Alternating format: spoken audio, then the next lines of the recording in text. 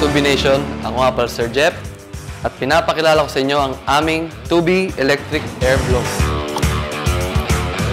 Ito yung kanyang accessories. Ito po yung ating air blower. Sa power tools namin, lagi po siyang may kasamang warranty card. Ito po yung sa kanyang dust cover manual. So itong ating Tubi Electric Air Blower, ito po yung kanyang blowing pipe or suction pipe. Dito po siya nilalagay at pwede rin po dito. So pagka andito po siya, blowing po yan.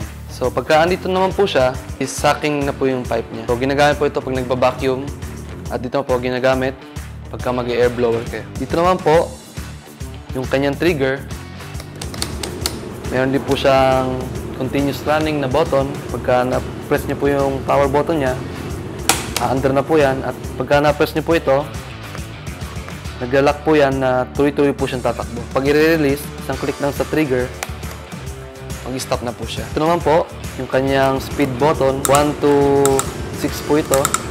Maximum niya, yun po yung sa kanyang speed. So pag magbabacuum naman po kayo, patanggalin nyo lang po ito. Tsaka itong blower pipe niya, ililipat nyo lang siya din sa ating suction pipe. Ito po yung magsisilbing dust cover. May blower na kayo, may vacuum pa kayo. 2-in-1 na po siya. Ito po yung itsura niya pagka magba-vacuum po kayo.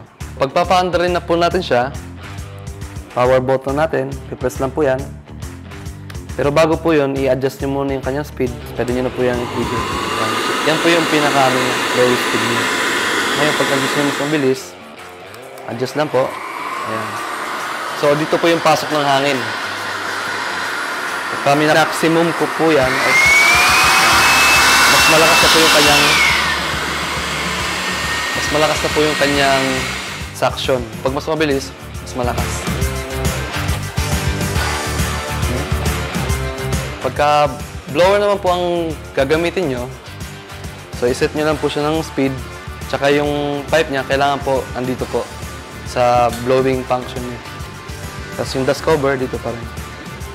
So, ganito po siya kalakas. Yung number 3.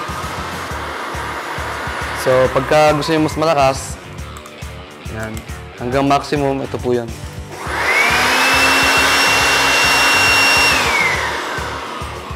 So, nakita nyo po yung kanyang speed.